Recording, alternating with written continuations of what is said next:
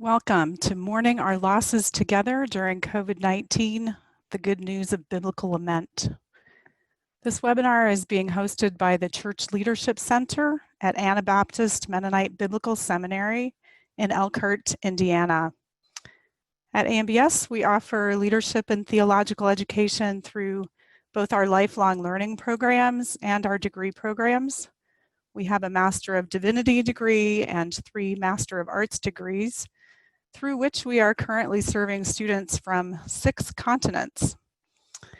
My name is Jewel Gingrich-Longenecker. I'm the Dean of Lifelong Learning at AMBS and the Director of the Church Leadership Center. We at AMBS grieve the loss of life that is happening all around us. Loss due to COVID-19, which has spiked to overwhelming numbers in the Elkhart area and is disproportionately affecting people of color in our community and in other communities. And the loss of life due to white supremacy and police brutality in Minneapolis and across our nation and in so many other places around the world. And it is our prayer that this webinar will provide new insights into how biblical faith can speak to us in this time. Just a couple of housekeeping details before we get started. If you have a technical concern at any time during the webinar, please send an email to churchleadership@ambs.edu. You're welcome to use the chat function to share resources or thoughts, but if you have a comment or question for the speakers, we ask that you use the Q&A feature, which is at the bottom of your screen. If you hover over your screen, you'll see a Q&A button there. We are recording the webinar, and that will include recording the questions. So turning now to the reason we're all here today, our speakers are Dr. Bob Yoder and Pamela Yoder. Bob is an advancement associate here at AMBS and has served for nearly 25 years in congregational, conference, camp, and college ministry settings. He previously taught youth ministry at Goshen College and as an adjunct professor at AMBS. In 2007, he earned a Doctor of Ministry from Western Theological Seminary, and his doctoral project was later published as Helping Youth Grieve, the Good News of Biblical Lament. Pamela Yoder is pastor for community life and pastoral care at College Mennonite Church in Goshen, Indiana. Pamela has served for 18 years as a congregational pastor in 2 different Mennonite congregations and is currently in her 10th year at College Mennonite.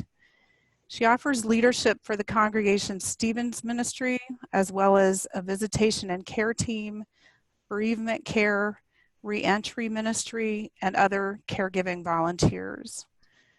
Bob and Pamela are both ordained pastors in Mennonite Church USA and alumni of AMBS. They met each other actually as students in our M.Div program. And I'm told that they graduated together on a Friday night and were married on Saturday morning the next day. They've been married for 19 years and live in Goshen with their 2 children. After their presentation, we'll have some time for questions, and if you'd like to start submitting those at the beginning and send them throughout the webinar, that's totally fine. Please do that and use the Q&A function. We will not be checking the chat for questions for the speakers. We might not get to all the questions since we have a large group today, but Bob and Pamela have said that they will take a look at any questions that come in and prepare an FAQ sheet after the webinar is over and respond to as many of those as they can, and we'll make that available, that FAQ sheet, in a week or so. So go ahead and send your comments through the Q&A. They will also be using a PowerPoint, and they've agreed to make that PowerPoint available after the webinar within a few days. So we will get that out to you at that time. So we welcome you, Bob and Pamela. We turn the time over to you now. Thank you. It is really good to be with you folks in this way today. And we're delighted to share out of our own pastoral experiences and other studies over the years. My own personal interest in lament, particularly in this way, started in my young adult years when several people who were close to me passed away at different times over those half a dozen years. And so later in my doctoral work, as I reflected back on my own life and journey, I reflected on the role that the church, my family, my faith in God played in my own healing process and own healing journey. As Jewel had mentioned, COVID-19 is surging here in Elkhart County, which is northern Indiana. And so even several weeks ago, as we were planning to prepare for this webinar, I had imagined myself being in my office at AMBS doing this. But I am on the front porch of our house, and Pamela is in the dining room of our house. A little over a week and a half ago, our 14-year-old son tested positive with COVID-19. And then several days later, Pamela, myself, and our daughter were all tested, and we were negative, but we're still in that quarantine phase. And so this webinar is brought to you from my front porch and our dining hall here. You can see today's outline. Pamela is going to share some of her own pastoral observations, a bit about the congregational responses, and then I will share a bit more in depth about what is biblical lament and connections to loss and human development. And then we will both be sharing additional ideas about how we might engage biblical lament in personal and corporate settings. And then we will take questions from you folks. So at this time, Pamela. You're muted, Pamela. Pamela, you're muted. Hello, and it's a privilege to be with you today. There are so many losses, so much to mourn right now, so much to lament. It's hard to know where to begin, but I'm going to begin with some verses from Psalm 30. To you, O Lord, I cried, and to the Lord I made supplication. What profit is there in my death if I go down to the pit? Will the dust praise you? Will it tell of your faithfulness? Hear, O Lord, and be gracious to me. O Lord, be my helper. You have turned my mourning into dancing. You have taken off my sackcloth and clothed me with joy, so that my soul may praise you and not be silent. O Lord, my God, I will give thanks to you forever. This Psalm 30, has been important to me since my early 20s. And at that time, I happened to be struggling with clinical depression. I've emerged from that much in the way of these verses, you've turned my mourning into dancing. But this psalm remains very important to me. It's actually officially a Thanksgiving psalm, but it contains a lament within it. And it's important to me because it offers permission to lament, to cry out to God, to get angry with God. And it also helps us to remembering that God is present, God offers healing and guidance and love. So this is my launching point into lament. I want to just mention to you that my ministry context, as Jewel alluded to, is College Mennonite Church in Goshen, Indiana. I don't pretend to be an expert on your context and all that you are dealing with, but I do believe that we have some commonalities in what we're experiencing right now as communities, as a nation and world. And so I just note our ministry context here at Goshen, Indiana. I'm going to share a number of observations, pastoral reflections with you, but I want to note that these are really, you don't have to be a pastor or clergy member to be observing these things, but I am looking at these things from that pastoral lens and reflecting on how it's affecting our parishioners, our neighbors and brothers and sisters around us. And I invite you, as I go through a list of losses, to observe some questions. What do you resonate with as losses and laments? What have your loved ones, friends, and neighbors been lamenting? What are you hearing that might be new to you as loss? Certainly there's much in this world to lament: wars, racism, poverty, economic disparity, cancer and other illnesses, climate change, and so much more. But now with this worldwide pandemic of the novel coronavirus, COVID-19, which has affected all of us in different ways, all of our community in different ways, all of our churches in different ways, we have something collective to reflect upon together. And I'm going to pepper you with a list of losses and changes, things that have been happening in the recent months. And I'm doing this intentionally. I'm going through it quickly and maybe in a bit of a random order, because it's how things have been hitting us. Multiple layers of losses and changes, and coming at us at different speeds from different directions. So just try to take this list in, keeping those questions in mind. So we faced cancellations and delays and changes and losses. Our children have had to do electronic learning, virtual learning, at-home packets, homeschooling. There have been no spring plays or musicals or concerts, not the usual end of school year activities like field day and picnic celebrations. No baseball season or other sports seasons have changed. Schools and camps, which have provided safe places for children, sometimes that's the only safe space that some children experience, that has shifted dramatically. Teachers who are used to making personal connections with their students, being able to share reassuring smiles or an encouraging touch on the shoulder, they've lost that in these recent months.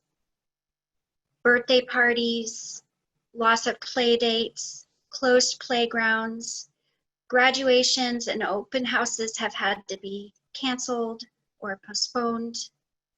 Special anniversaries or family reunions have been canceled or postponed or changed dramatically.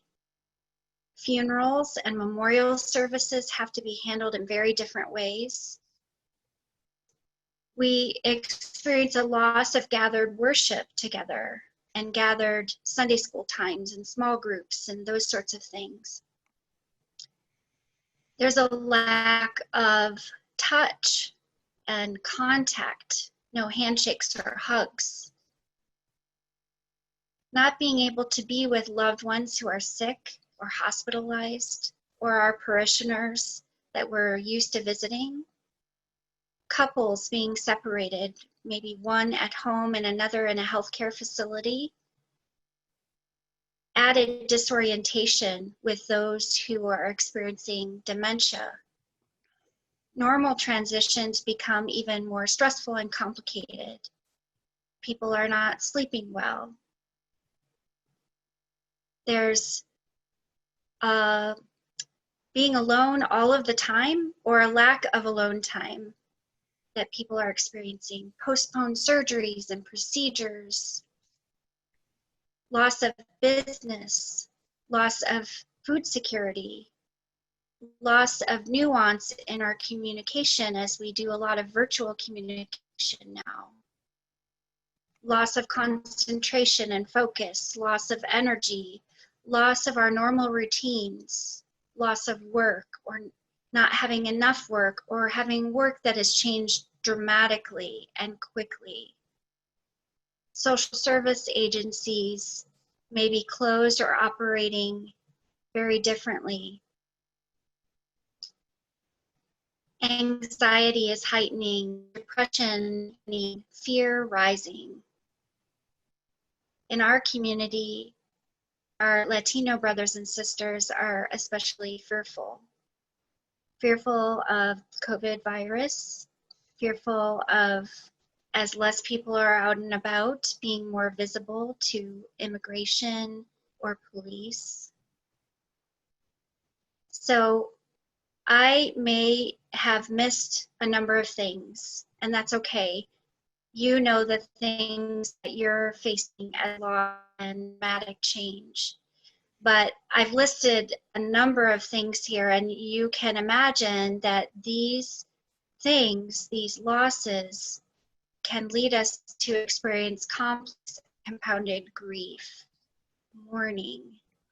And it's all the more reason that we pay attention to this and slow down and allow ourselves to lament.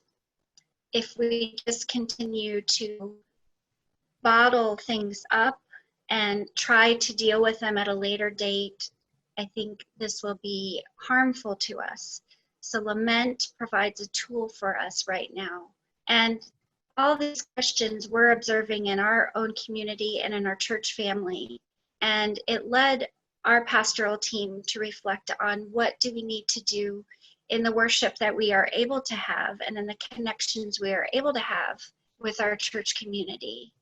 And we felt it very important that we focus on lament, that we slow down and allow people to name those losses. So focus our summer series on lament, and it's in a series called How Long, which I will be talking about later in the presentation. As I said, my interest academically and faith-wise stems from my doctoral work, where I focused on the role of biblical lament in faith formation and pastoral care of adolescents. Youth today are more likely than a few decades ago to die by suicide, to suffer from various different mental health illnesses and challenges, live in a home whose parent has been remarried, face a variety of pressures of growing up more deeply. And loss and grief is a normal part of life, and it expresses itself differently among youth. Loss also accompanies those joyous times, those school transitions, moving from 8th grade into high school. I may have gone from a smaller class to a much larger class, and I get lost in the midst of it. Driver's license, a wonderful time for freedom. But at the same time, death accidents or death by a car accidents is one of the #1 killers of adolescents. Dating, it's wonderful until it's not.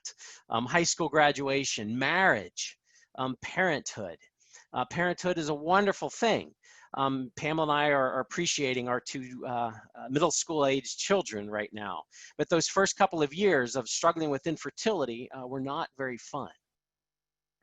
For young people in particular, there's a lot of change in a short amount of time, and loss is not the exception. It is the norm, really of all ages. So collectively, youth groups, churches, other groups of people, collectively we carry a lot of loss together. And so what does our society tell us to do with our personal pain and our brokenness? Are we taught to bottle it up, keep it private, have a stiff upper lip, chin up? What does our society expect us to do with our collective pain? Bomb the enemy? Hatred? Vilifying the other?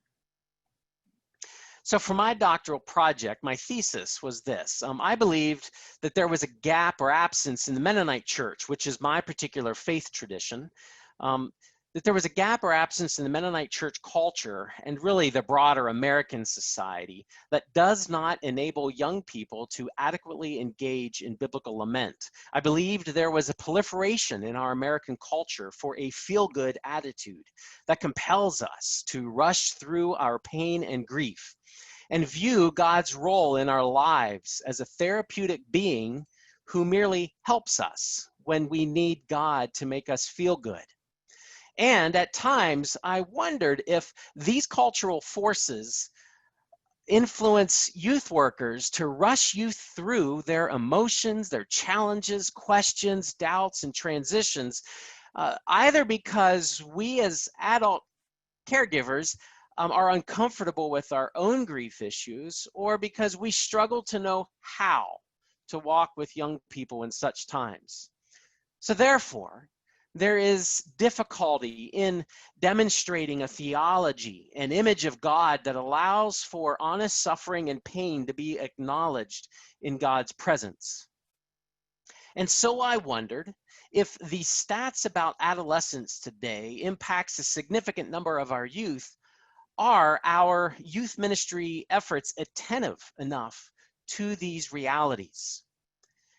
And so biblical lament can be one avenue that gives youth, and really all of us, space and permission to bring our gut-wrenching, honest thoughts, feelings, and pains into the presence of God and our faith community.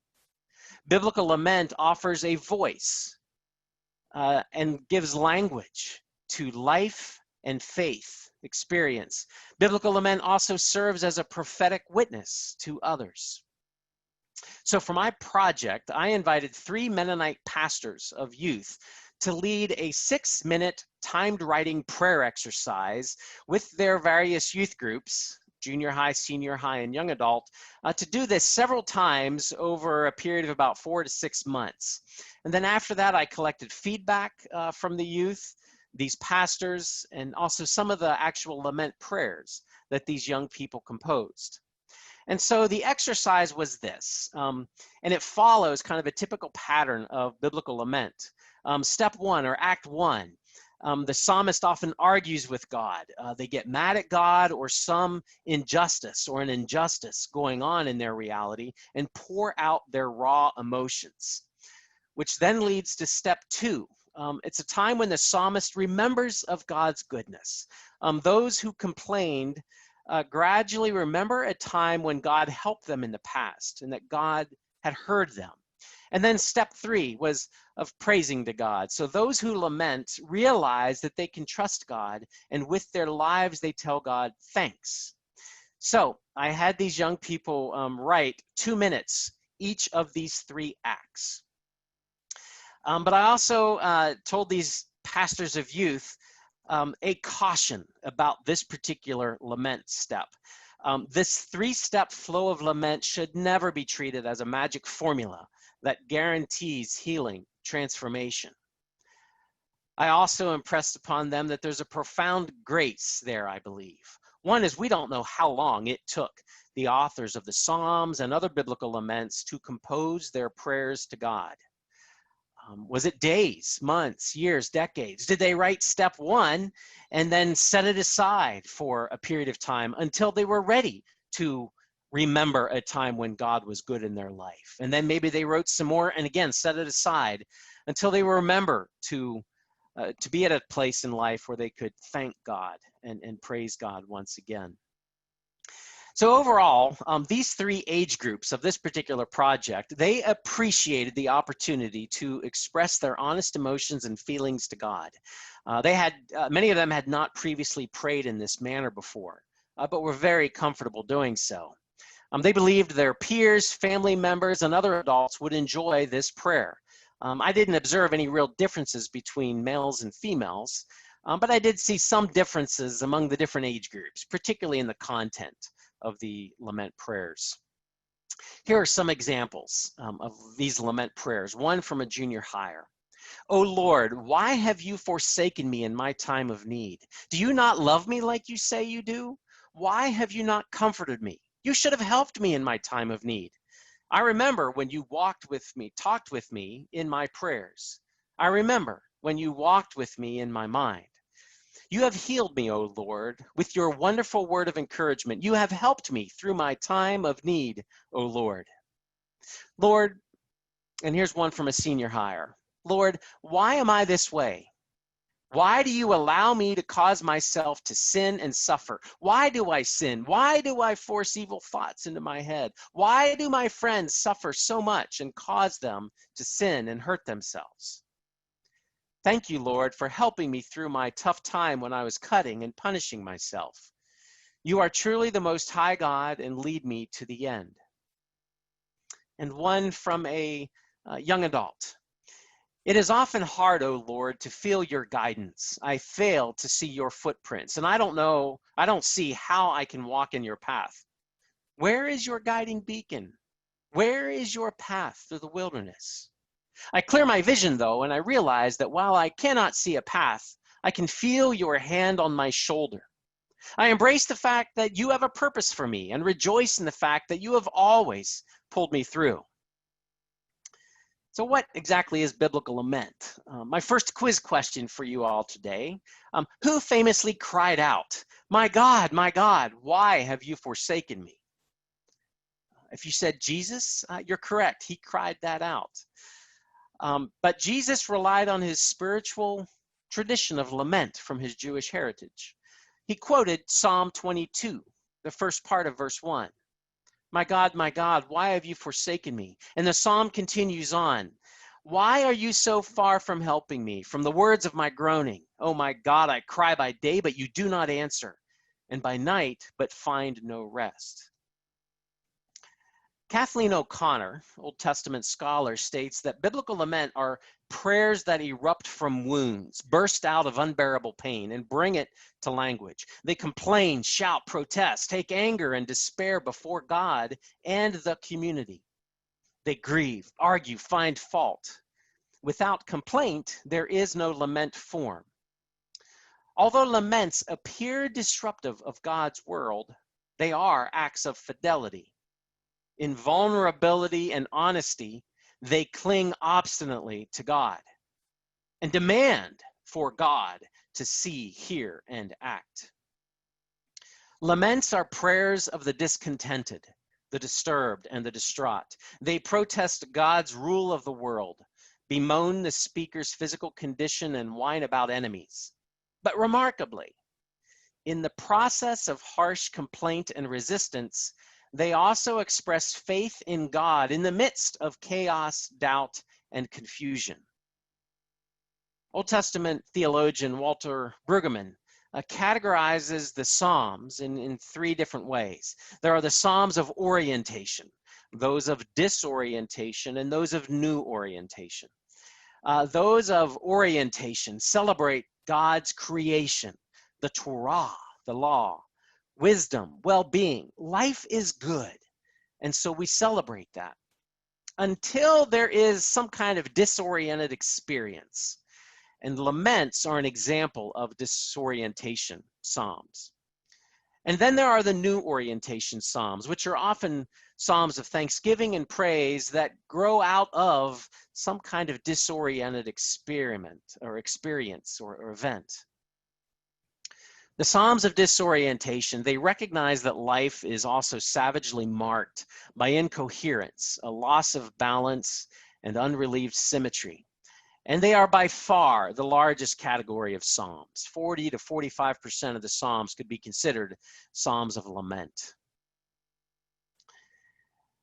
Again, the structural pattern of lament, of many of the lament Psalms, is step one. There's a time where the psalmist argues with God, complains to God, gets something off their chest about some injustice in the world. Step two is there's a time when they remember God's goodness. I like to call this the holy but. It's a transformative moment where the psalmist is complaining, and then you often see it in the English, but I remember when. In the Hebrew language, the letter vav is a prefix, and you can see that. It's a pivotal, transformative moment for the psalmist, which then eventually leads often to some kind of praise, recognition of God in their faithfulness, God's faithfulness to us. Here's an example, Psalm 13, verses 1 to 4, steps 1, verse 5, step 2, and verse 6, step 3. How long, O Lord, will you forget me forever? How long will you hide your face from me? How long must I bear pain in my soul and have sorrow in my heart all day long? How long shall my enemy be exalted over me? Consider and answer me, O Lord my God. Give light to my eyes, or I will sleep the sleep of death. And my enemy will say, I have prevailed. My foes will rejoice because I am shaken. But I trusted in your steadfast love. My heart shall rejoice in your salvation. I will sing to the Lord because he has dealt bountifully with me. That's the typical pattern, but not all Psalms follow that pattern. Psalm 88, for example, starts in the pit and stays in the pit. It's an extreme form of lament. O Lord, God of my salvation, when I cry at night, I cry out in your presence. Let my prayer come before you. Incline your ear to my cry. For my soul is full of troubles, and my life draws near to Sheol. I am counted among those who go down to the pit. I am like those who have no help, like those forsaken among the dead, like the slain that lie in the grave, like those whom you remember no more, for they are cut off from your hand. You have put me in the depths of the pit, in the regions dark and deep. Your wrath lies heavy upon me, and you overwhelm me with your waves. You have caused my companions to shun me. You have made me a thing of horror to them. I am shut in so that I cannot escape. My eye grows dim through sorrow. Each day, every day I call on you, O Lord. I spread out my hands to you. Do you work wonders for the dead? Do the shades rise up to praise you? Is your steadfast love declared in the grave, or your faithfulness in Abaddon? Are your wonders known in the darkness, or your saving help in the land of forgetfulness? But I, O Lord, cry out to you. In the morning my prayer comes before you. O Lord, why do you cast me off? Why do you hide your face from me? Wretched and close to death from my youth up, I suffer your terrors. I am desperate. Your faith has swept over me. Your dread assaults destroy me. They surround me like a flood all day long. From all sides they close in on me. You have caused friend and neighbor to shun me. My companions are in darkness. And that's it. That's the end. We don't know what resolve there is other than this testimony of this particular psalmist. Many of the laments are personal laments, writing from a first person. There are some that are communal. Here would be an example, Psalm 137, where an injustice is named. God is also named as the arbiter of justice. By the rivers of Babylon, there we sat down, and there we wept when we remembered Zion. On the willows, there we hung up our harps, for there our captors asked us for songs, and our tormentors asked for mirth, saying, "Sing us one of the songs of Zion." How could we sing the Lord's song in a foreign land? If I forget you, O Jerusalem, let my right hand wither. Let my tongue cling to the roof of my mouth. If I do not remember you, if I do not set Jerusalem above my highest joy. Remember, O Lord, against the Edomites, the day of Jerusalem's fall, how they said, tear it down to its foundations. O daughter Babylon, you devastator, happy shall they be who pay you back when what you have done to us. Happy shall they be who take your little ones and dash them against the rock. The book of Lamentations is another example of an extreme lament. It's 5 short chapters or poems with different voices. It describes the pain of the survivors in the immediate aftermath of the destruction of Jerusalem by Babylon. Some of these Israelites are carried off to Babylon in exile, and some remain there in Jerusalem, and the city is occupied. Again, this is an extreme expression of lament. 5 short chapters. Chapter 1, there are 2 voices. There's daughter Zion, who acknowledges the sin they may have done, but there is no one there to comfort her. And daughter Zion begs God to simply look at her. Acknowledge me. Chapter 2, the narrator, who had a very minor role in chapter 1, changes his tune in chapter 2. At first, the narrator is like an objective news reporter who comes onto the scene of a nasty traffic accident. And they are just reporting the facts as they see it. But eventually, the narrator changes their tune. They too start to get angry and cry out to God, God, It doesn't matter what they did. Nobody deserves this treatment from you. Please, God, look at daughter Zion. And so the narrator becomes a compassionate advocate for daughter Zion. Doesn't replace the voice of daughter Zion, but becomes a compassionate advocate alongside. By chapter 3, we have a different voice called the strong man. It's a captive in Babylon. And they speak. They too struggle to find a witness. Right in the middle of the chapter, there's a little bit of words of hope, and you'll see it on some mottos. But as soon as the sun starts to shine, the clouds come and cover that hope right up again. And then we get to chapter 4, where there's a new narrator, and the people speak. They are all hopeless, exhausted, and they start to blame the religious leaders for their predicament. And then we get to chapter 5, the voice of the people. It's one long petition demanding God's attention. It's an acrostic. It's a 22-line acrostic following the 22 Hebrew alphabet letters, Aleph, Bet, Gimel, Dalet, and it continues on. Some interesting notes about Lamentations. The voice of God is missing. God is silent. God does not speak. God does not get defensive of the human rants and complaints attacking God. And because God never speaks, the book honors the voices of pain. Lamentations is a house for sorrow because there is no speech for God.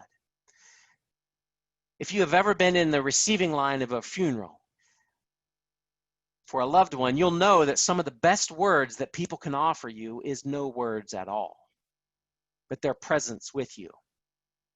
And that's how I imagine God's role in the book of Lamentations to be. The Psalms and poetry of the canon, as well as stories, are designed in part to educate our emotions.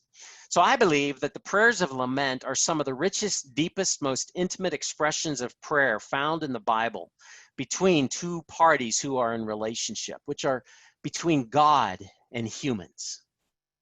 Through lament, God invites us to be honest, to fully engage our emotions. Through lament, God reminds us that God has broad enough shoulders to handle it. We are reminded that God is ever present with us. As we engage in lament spirituality, I believe it helps us in our own faith maturation. As I said, lament promotes honesty, authenticity, openness to ourselves, to others, to God. Helps articulate obscure feelings, emotions, frustrations, questions. Offers a faith vocabulary. Models faith to one another when we share of ourselves. And composing our own story, my story, connects with the God story. And engaging in any spiritual practice, but one like this, does challenge us to slow down. Lament also welcomes mystery and doubt. It challenges us to consider the cries of the world and may provoke prophetic questions, teaches us skills in theological reflection and discernment, recognizes life is not always easy or resolve as we'd like, and helps us grow in our understanding of God's fidelity, of God's faithfulness. As we journey with other people, lament challenges us to become compassionate advocates, and it offers an avenue of protest to God of the reality of hurt, loss, pain, injustice, enables us to name areas of abandonment by others, by God. And lament can be an intentional process to mourn our losses from those developmental realities, those things that just happen, those losses of when we are growing up, as well as those losses from disruptive realities, an unexpected death, a significant tragic car accident, a global pandemic that happens once in a lifetime. Lament also grants permission to vent our emotions, even if it is against God. And lament offers a place of grace. Though I described a particular 6-minute timed writing prayer exercise, that's one way to engage biblical lament. And so now, Pamela and I are each going to share a bit of other ideas of how one might engage personal and corporate areas of lament.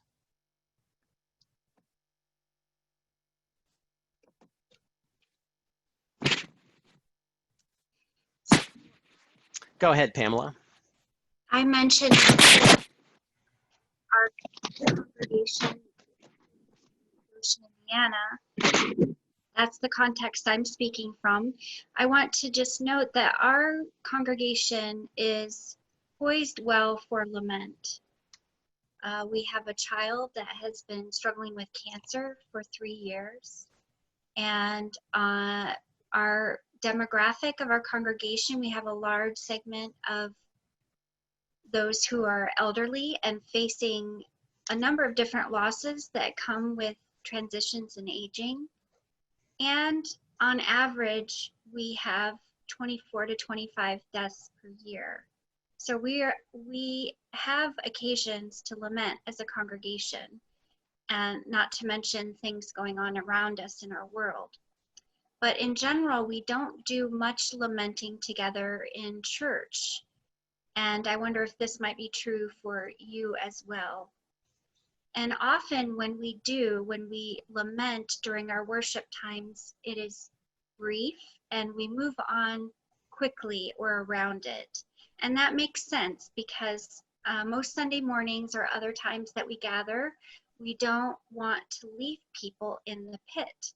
We want to share good news and hope and promise and encouragement. But given the times that we're in now and what we are hearing and observing, it's important that we slow down and take more time to lament individually and corporately. And as Bob has shared, lament can be good news because it is a permission to cry out to God, and it helps us to remember how God has been with us. How are we doing this at CMC? Mentioned before that we are in a 6-week worship series. How long? And it's focused on loss and lament. We're doing this through sermons that focus from different scripture passages from Matthew, Jeremiah, Esther, Lamentations, and the Psalms. We're doing this through our children's times and the music that we're focusing on. In the children's times and the work that we're doing with our children and families, I'll loop back to that, Bob. We're sharing in hopefully some creative ways that people can put lament into practice. They can use their hands and their bodies and do this together. Talasha Kaim Yoder, one of my colleagues, shared about aggression cookies in a time in her life of major transition as a child that her parents equipped her with this ability to make cookies that allowed her to get out her frustration and aggression. And she shared this in a children's time recently along with the recipe. I also focused with our children on anger bags.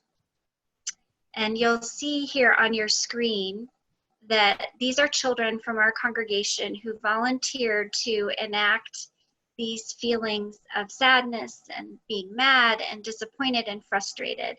There's only one featured here that might have been actually crying at the moment that the picture was taken. So, but this was their way of expressing these kinds of emotions that come out in lament. So we also were trying to equip them with what we're calling anger bags.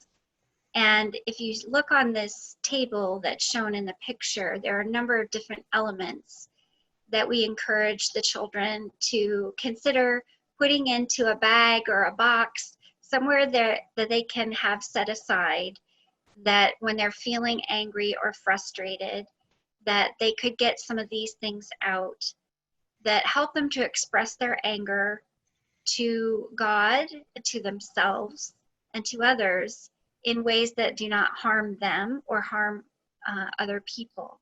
So things like silly putty and pipe cleaners and puffy balls that if they throw them around or tear up the paper inside, that they're not going to hurt anyone. They might make a little bit of a mess, but we've encouraged that when they calm down that they clean up the mess. And there's a journal that they can put in there to write down some of their feelings, or draw bubbles to help them slow down their breathing and calm down. Stress balls. So there's a number of different things in these anger bags, but by and large, we wanted to share with the children that it is okay to get angry and frustrated and feel sad and lament, and that God is big enough to handle all of that, and God welcomes hearing that from us. God is the most poised to receive our lament, even more so than people around us. Bob, if you could loop back to the slide of the statement from our church leaders. A few Sundays ago, the Sunday following the death of George Floyd, our pastoral team leader and our church board chair shared a statement of lament for pandemic and racism in the United States. And this was an important way of expressing to our congregation our deep lament, and also sharing tools of things that we can be doing and putting our lament and our prayer and our faith into action. Other things that we've been doing as a congregation to help our community and our faith community is to provide places of connection. So one of the things that I've been doing in my work is I do a weekly Zoom meeting of Meet Me on the Porch. And I just meet with whoever decides to gather that Thursday afternoon. But what I want to impress upon you right now about that is that whatever gatherings that we're doing with our congregation right now, we're not only focusing on what is bringing them hope right now, what is bringing them joy, but also giving them space to name the losses that they're experiencing and the laments that they're crying out to God. We've been sharing in Sunday school classes and our Stephen ministry group about lament as well. So we've been trying to engage this in several different ways. One final way that I would like to mention is lament as intercessory prayer. We often do this in our congregations on Sunday mornings in the time of a pastoral prayer or a sharing time. But I would like to help you revisit that idea as lament of intercessory prayer. It helps us to express to God. It also communicates care, that we join with other people in their lament.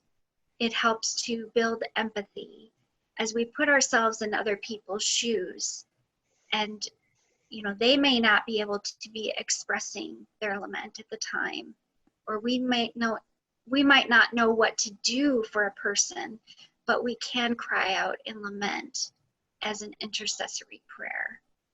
And this also fosters community.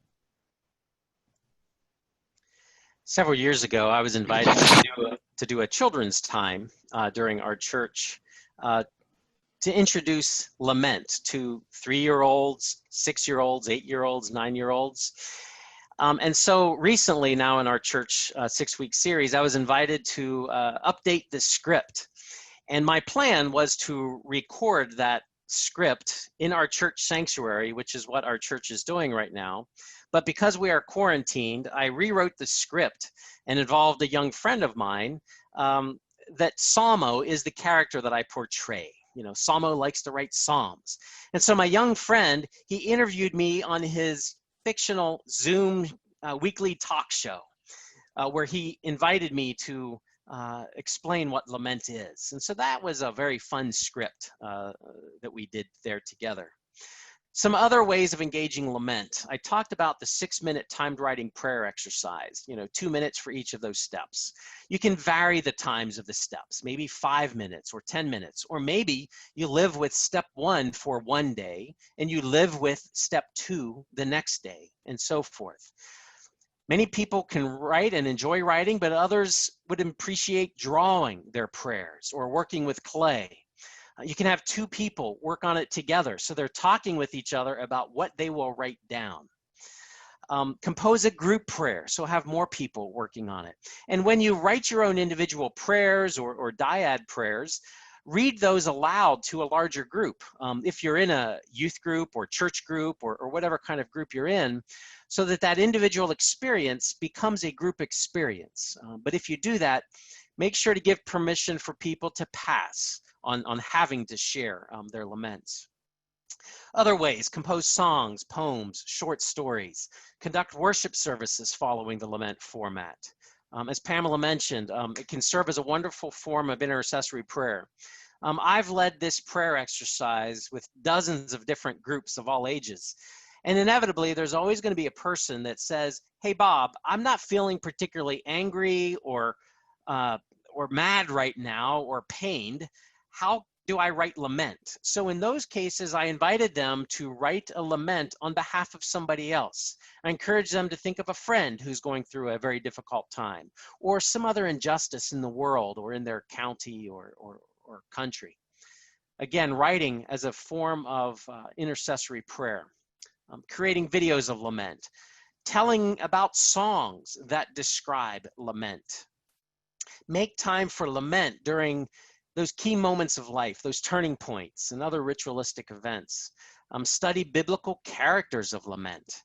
Tell stories of times of personal or corporate lament to, again, kind of normalize that lament is an everyday experience.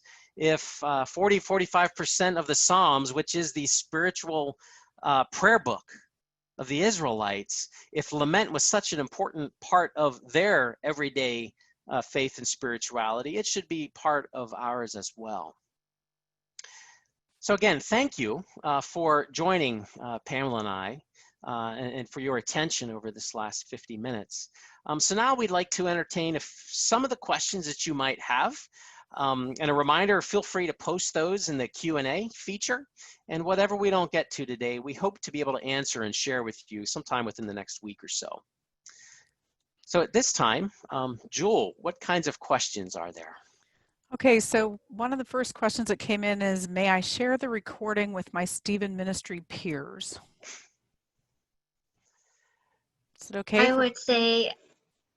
would say definitely yes. In fact, I had Bob come and share with our Stephen ministry group in the month of May, in our May Zoom meeting. We didn't meet together in person, of course. It's a good tool as Stephen ministers are walking alongside those that they're caring for. Thank you. Another question. I feel as though my church is playing down the pandemic and trying to pretend that everything is going to be fine. Sometimes I feel like many of my brothers and sisters in Christ are not grieving the multiple losses, most particularly the death of over 120,000 people across the nation. How best do I respond to people who don't seem to be ready to grieve? That is a good question. I would say, as a congregation, pastoral leaders, what's their take on this? That's part of what we as leaders are to do and be about as we shepherd people within our congregations. So, I mean, that's hard to do if people deny it, other than to still make an offering. Do whatever you can in subtle ways as well. But that's a good question. Okay, here's a question that has come from a couple of people. Or Pamela, were you going to respond to that as well? I was just a little bit, just to say that we model that as leaders, just as Bob was saying. Sometimes when we name a grief or a loss, it may help people tap into that, and just also making space for it. I think, and recognizing that people grieve and mourn in different ways and at different paces. So it could be that some people that don't seem to be taking things seriously now may step back later and really feel a fuller impact of loss. And so trying to make space and be also patient with people might be a helpful posture to take. Mm-hmm. Thank you. How do you see the role of silence in lament in all three phases? That's excellent. So the exercise that I did and had youth groups do was a 6-minute timed writing prayer exercise. Not a lot of time for silence. And sometimes when I was leading this with groups, I would say to them, particularly if I'm wanting to teach them what lament is, and for the sake of getting through all three phases in that teachable moment, so to speak, I would invite them to lament about something that doesn't hit too much of a nerve at that moment, just to get through the 3 steps. However, I always gave permission for people to hang out in step 1 and not move on to steps 2 and 3 if they generally couldn't. But nonetheless, that was a 6-minute timed writing prayer exercise. Again, vary the time. So maybe it's a day. Maybe you live with step 1 for an entire day or an entire week or however long, and you build that silence in there. So varying the time and the setting, of course, and the people that you're with, or if you're writing it personally. But yes, silence, extremely, extremely important. Yep. Gives space for listening for the Spirit to be responding to us. Mm-hmm.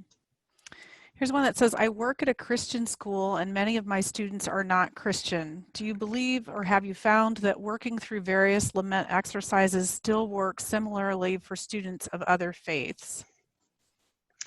Yes. So I worked in an academic setting. It was a Christian liberal arts setting. However, not everybody who was there as students would claim Christianity as a faith identity, either other religions or no religion at all or no faith. So in those moments when I led it with people, so as a Christian, I direct that prayer to God, to the divine, but that can easily be adapted to whoever it is.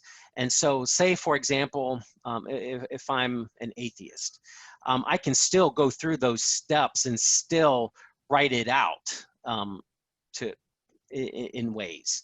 So I would say it can certainly be appropriately and sensitively shared and encouraged, depending on what your setting and context is. And then again, if there is a group sharing then with that, that too can be helpful to share with whoever your colleagues or friends are. Is you know, from a Christian framework, we're looking at it as a prayer relationship with God, but it's also a vehicle for the human spirit to just cry out and name those things that need to come out of oneself to process.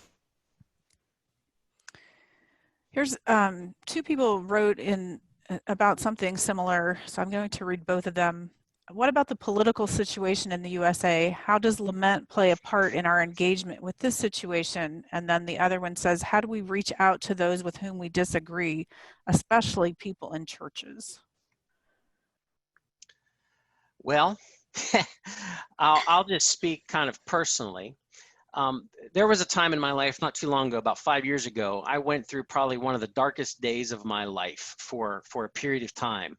And as I met monthly with my spiritual director, I mean, this went on for a couple of years.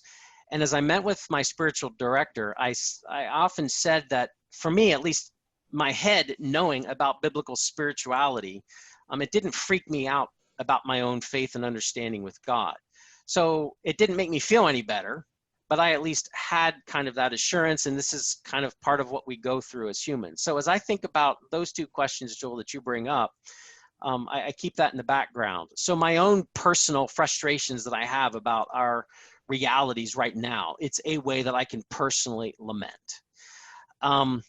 In reaching out to others, this is the empathetic view. I can also imagine people that I vehemently disagree with or on different places, even my own family members, for example, or how we see our perspectives are quite different at times.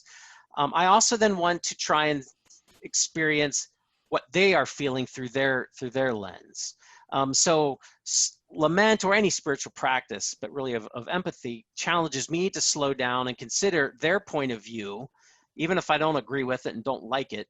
But sometimes I turn around and I still lament that point of view. Yeah, I don't know. Those are two really good questions. One thing that I appreciate in Scripture is that there are places where curses are offered, and that happens quite a bit in the Psalms and in some of the lament Psalms. I personally find it very hard to curse people, but I can like engage in and out a little bit situations, or like cursing coronavirus, and so I don't know if that would be a helpful practice at all with some of the political realities and struggles, to engage in that a bit. Mm-hmm.